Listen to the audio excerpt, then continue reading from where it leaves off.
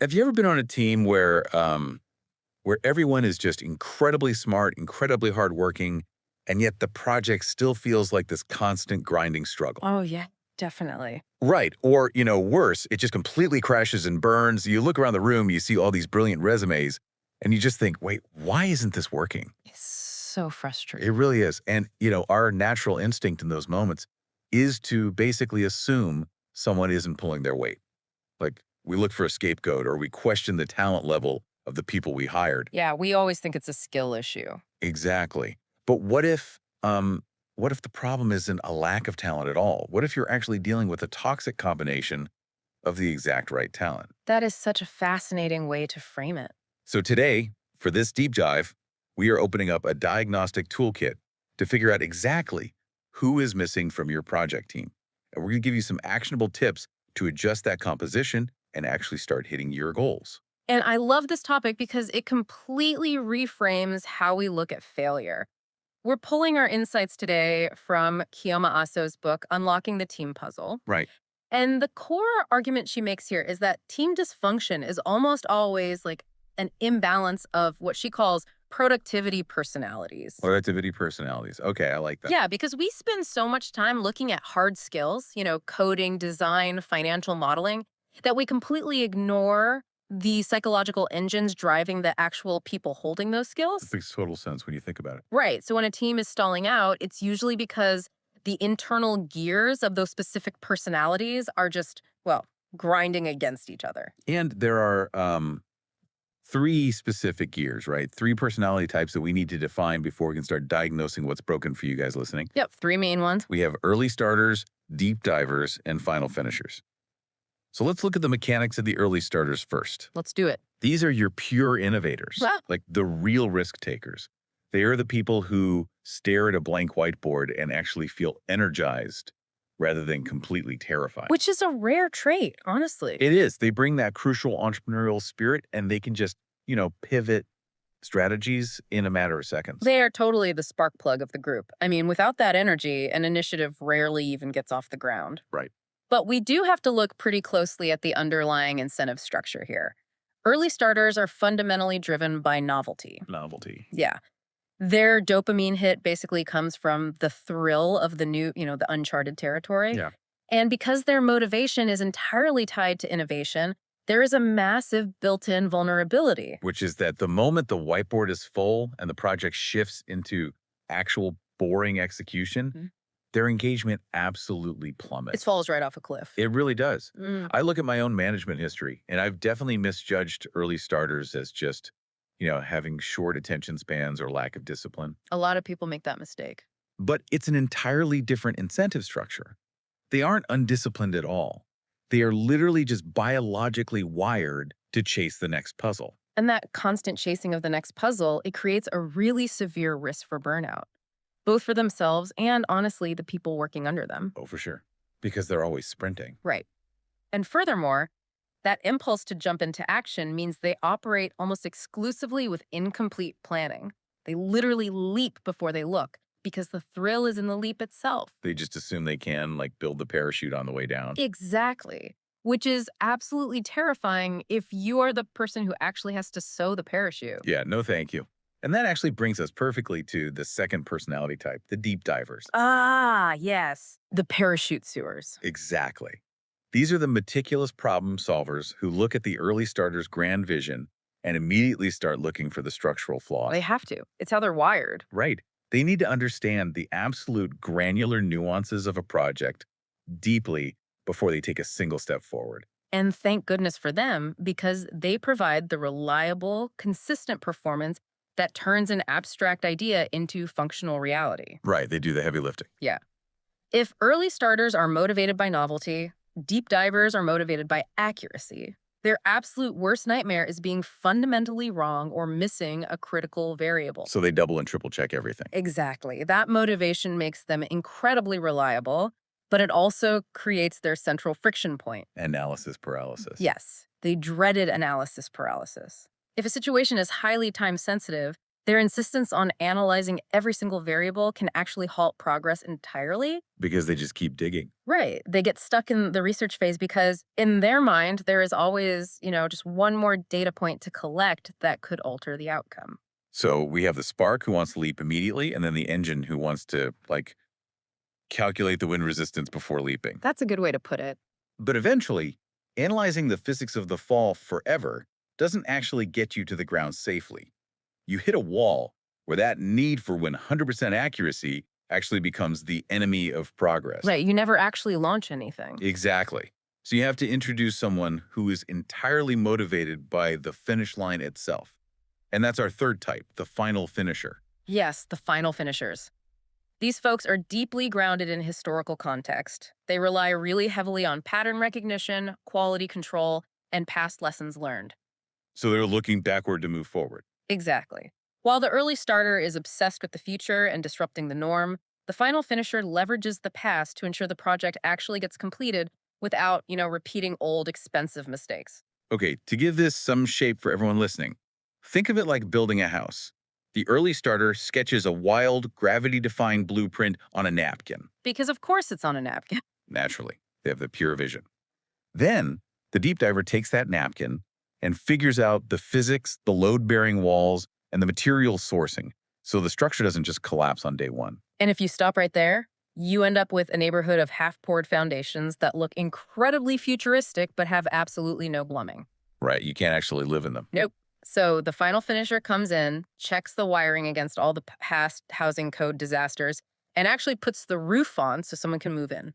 You really need the friction between all three to produce something that is, like, innovative, structurally sound, and actually completed. You absolutely do. So how do we actually apply this diagnostic toolkit to the real world?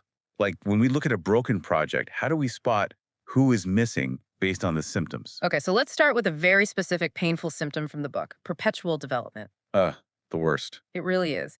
This is when your team is constantly generating new ideas, running endless focus groups, endlessly tweaking the user interface, but the product just lingers in the pipeline forever. It never actually becomes market ready. Never. I am completely guilty of mismanaging this exact scenario. Like, when a project stalls like that, my first instinct is to just tell my deep divers to ship it or set a harder deadline. Which doesn't work, right? Not at all.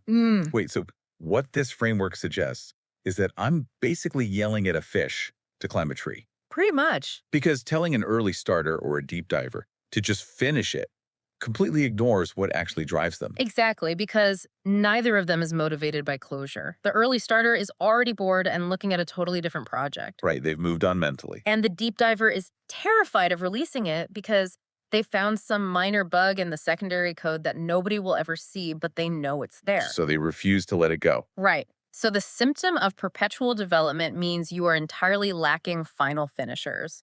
You desperately need a personality whose psychological reward comes from actually checking the final box and mitigating the deployment risk. Okay, that makes perfect sense. Let's look at a different set of symptoms then.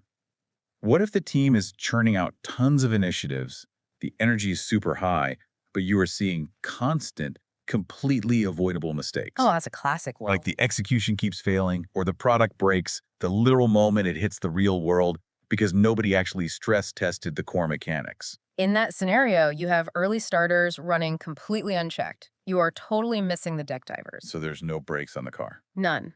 Without them, there is no filtration system. The early starters are just pushing out raw novelty without anyone stopping to ask, wait, how does this actually scale? Or what happens to the servers when 10,000 people click this button at the same time? Right, the house collapses because nobody checked the load-bearing walls. Exactly. Okay, so that brings us to the final and honestly maybe the most insidious symptom. What if your team functions incredibly smoothly, but you rely way too heavily on traditional methods? Like nothing ever changes. Right, your processes are flawless, your error rate is practically zero, but you are just slowly bleeding market share to younger, scrappier competitors because your team struggles to adapt to any kind of industry shift. Oh, yeah. That is the classic signature of an organization missing early starters. Interesting. Because they're too perfect. Well, you have a massive team of deep divers and final finishers running a perfect, flawless machine, but they are driving down a complete dead-end road. Oh, wow. So they're executing perfectly, but on the wrong things. Right. They might be executing flawlessly, but they are executing obsolete ideas. The organization becomes completely stagnant because there's no spark challenging the baseline assumptions. So if we've diagnosed the illness based on the symptoms, how do we actually adjust the composition? Because the trap I think most executives fall into here is looking for a golden ratio that applies to everyone across the board. Oh, absolutely. They want a one-size-fits-all fix. But you look at the dynamics of different industries, the perfect fix depends entirely on the specific goals of the organization, right? Exactly. Now, there's a baseline curve for a generic balanced project. It's roughly 30% early starters, 40% deep divers, and 30% final finishers. Okay, so a pretty even split, but leaning toward deep divers. Right. The deep divers take up the bulk because they do the heavy lifting of the actual analysis and execution, while the other two kind of bookend the process. But you are absolutely right. Very few companies want to be just generic. Yeah, nobody puts that on their mission statement. Yeah. So let's look at the scrappy, hyper-innovative startups, the Airbnbs, the Ubers in their early days, the SpaceXs. The disruptors. Right. To build a team that disrupts an entire industry, you have to skew the numbers heavily. Right. The book says it's like 60 to 70% early starters, 20 to 25% deep divers, and only 10 to 15% final finishers. Yeah, that's a massive shift. But the survival of a startup depends entirely on rapid iteration and breaking established norms. I mean, if they play it safe, they die. They just run out of funding. Exactly. They need that massive influx of early starter energy to generate a sheer volume of ideas high enough to actually break through all the market noise. But wait, practically speaking, a room with 70% early starters just sounds like a recipe for total chaos. It really Like does. if everyone is impulsive, easily bored, and constantly pivoting, how does a rocket ship actually get built and launched? Well, this is where those 25% deep divers become the absolutely most critical people in the building. Even though they're so outnumbered. Yes. Even though they're heavily outnumbered, their role is highly specialized. They act as the essential anchor. Oh, I see. The early starters generate, 100 chaotic ideas a week, and the deep divers serve as the filtration system. They catch the three ideas that are actually viable in the real world and meticulously translate them into action plans. So the friction between the massive volume of novelty and the strict filtration of reality is what actually creates a disruptive product. Exactly. You need both. And the final finishers are just a tiny fraction, just enough to ensure the final product doesn't completely violate every legal and safety regulation on the books. Basically, keeping everybody out of jail. Right, exactly. Now let's pivot to the opposite end of the tech spectrum. Innovative and adaptive organizations. We were talking about the massive giants now, like Amazon, Netflix, Google. Right. The heavyweights. They still need to be agile, but they aren't scrappy anymore. No, not at all. And because of that scale, the ratio flips entirely.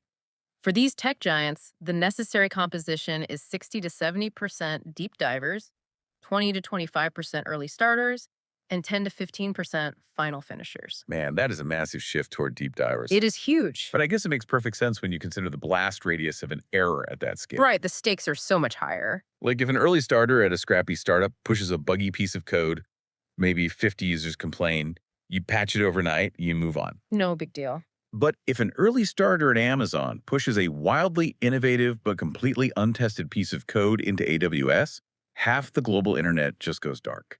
Exactly. The emphasis shifts from pure disruption to the deep exploration and flawless execution of incredibly complex, interconnected systems. Because failure is so expensive. Right. When you are operating global supply chains or massive server farms, an impulsive mistake costs hundreds of millions of dollars. Wow.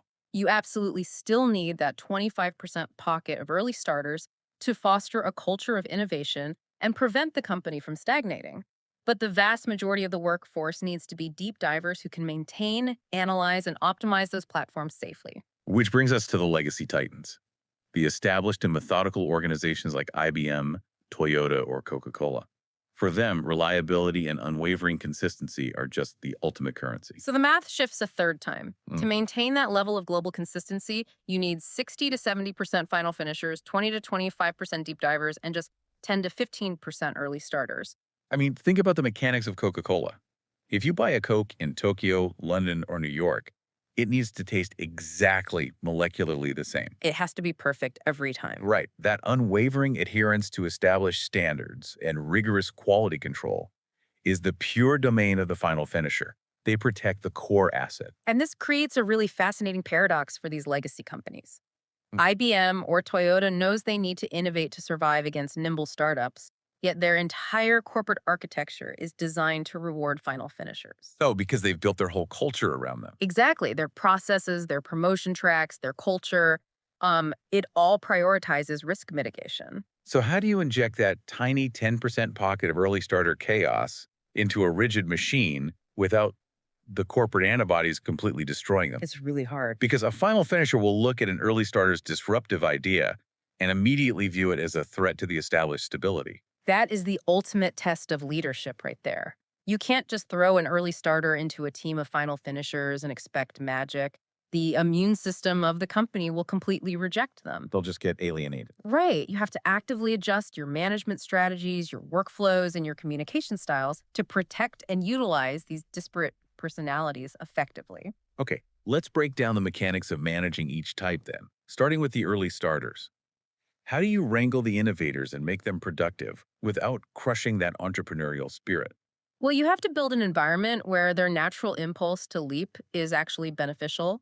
You implement design thinking workshops and adopt a fail fast philosophy, but in isolated, low risk environments. So give them a sandbox to play in. Exactly. This gives them the dopamine hit of novelty and the permission to experiment that they crave without risking the core business. But you still have to protect them from themselves, right?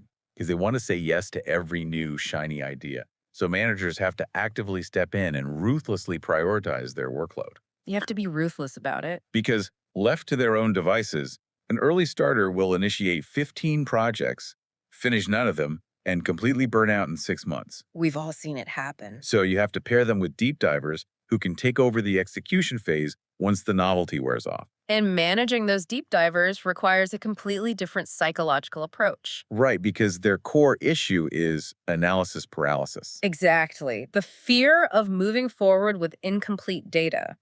So, to manage them effectively, you place them in roles that genuinely require exhaustive knowledge, like leading research, complex data modeling, or quality assurance. Put them where they can thrive, Yes. But the structural guardrails are absolutely non negotiable. meaning you have to force them to resurface at some point. You must set definitive deadlines and regular checkpoints. You give them total autonomy to dive as deeply as they want into the data, but you build a hard wall into the schedule where they just have to stop analyzing and deliver a conclusion. Otherwise, they never stop. Right. Without that external pressure, they will study a problem indefinitely. And finally, managing the final finishers. Their biggest hurdle is their inherent resistance to change. Like if you just spring a new software system, a reorg, or a totally new workflow on them on a Monday morning, they will push back incredibly hard Oh, they will fight you on it. because it violates their historical precedents. It feels genuinely reckless to them. It comes down to understanding their motivation. Final finishers respect history, stability, and proven track records. By bringing them into the change management process very early. Like long before the actual change happens. Exactly. You allow them to gradually understand the why behind the disruption. So you let them build a bridge from the past to the future rather than just forcing them to jump across a gap. Precisely. You give them the time to analyze the new direction and figure out how to mitigate the risks involved in the transition. Furthermore, you assign them specifically to roles that utilize their obsession with closure. Like quality control and compliance. Yes, and final stage deployment. Let them be the safety net they naturally want to be.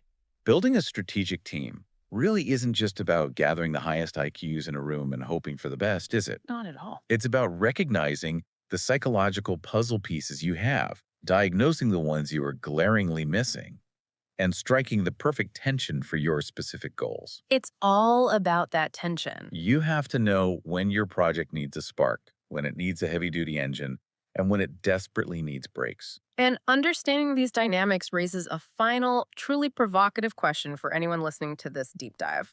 Oh, what's that? Well, we tend to view our own work styles as static, like we think, I am just naturally a deep diver. But the author points out that these productivity personalities are highly fluid. Wait, really? They change. Yeah, they are heavily influenced by your current work environment, the stress of the specific project, and even your broader life circumstances outside of work. Oh, wow. Which means the personality you're exhibiting right now might not actually be a fixed trait. It might just be a reaction to the environment you're in. Maybe you are acting like a rigid final finisher because you are surrounded by chaotic early starters, and your brain is desperately trying to provide some balance. That is so interesting. Right. Which leads to the ultimate challenge. If you can step back, look at your struggling team, and identify exactly which personality type is missing. Can you consciously evolve your own work style to become the exact missing piece your organization desperately needs? That is a really powerful thought to end on. The next time you're sitting in a room full of brilliant people and the project feels like it's grinding to a halt, don't just look for someone to blame. Look at the friction. Find the missing gear. Exactly. Diagnose the missing gear. And maybe realize that the missing piece the project needs to survive could actually be you.